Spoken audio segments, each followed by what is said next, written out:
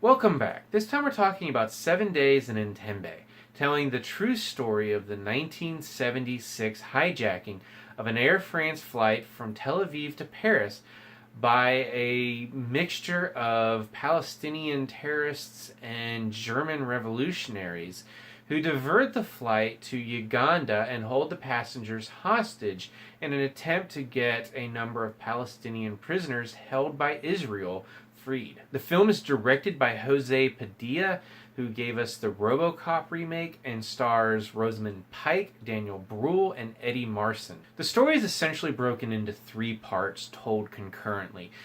First, we have the action on the ground in Uganda with the hostage takers and their hostages. Then we have the Israeli government, essentially their government council, as they're dealing with the question on whether or not they're going to negotiate. Could they actually give up some of these prisoners to ensure that their citizens are returned alive, or are they going to mount a operation to free them by force?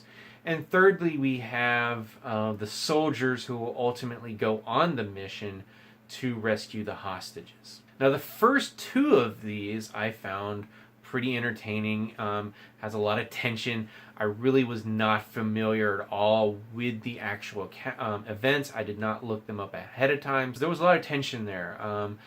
On the ground in Uganda, from the perspective of the hostage takers, they are mostly through the points of view of 2 German revolutionaries, played by Pike and Brühl.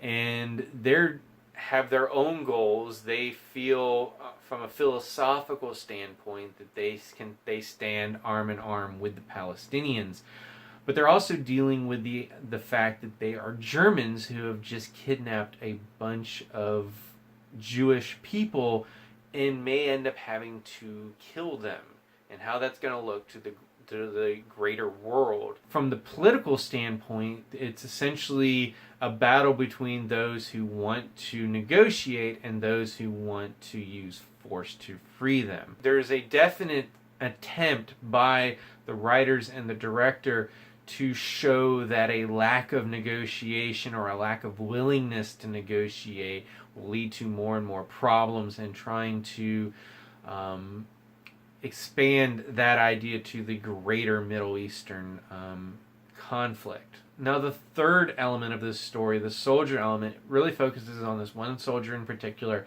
and his girlfriend, who is this modern dancer. And we keep cutting back to her in this dance that she is preparing to perform. And I'll admit, I don't get why it's there. There may be this larger attempt.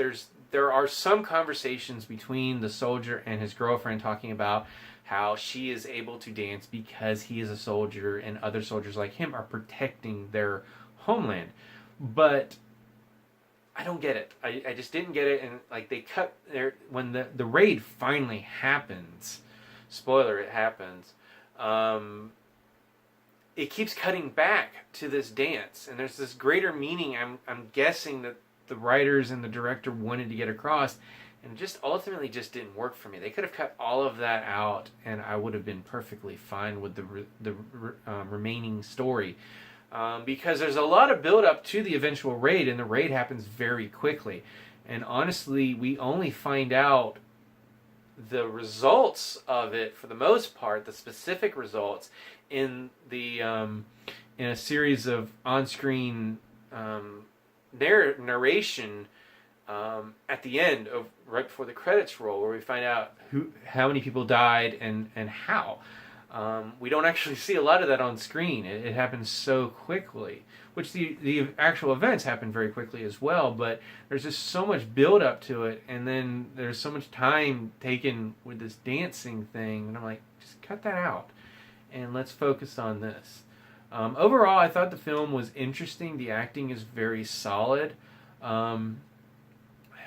It's a very interesting true story. It's a military operation that worked out about as good as it possibly could have gone. So from that angle, it's a successful film. It just ultimately, there's these distractions in there that I don't know really worked for me.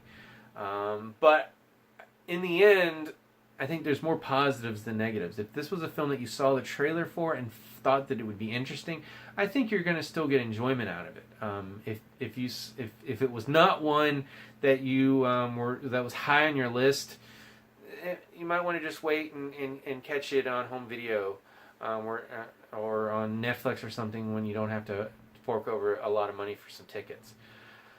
So that's my thoughts on 7 Days in Entebbe. If you've seen the film, however, I really would like to know what you thought about it. As always, you can subscribe to my channel, check out some of my other reviews, and until next time, I'll see you at the movies.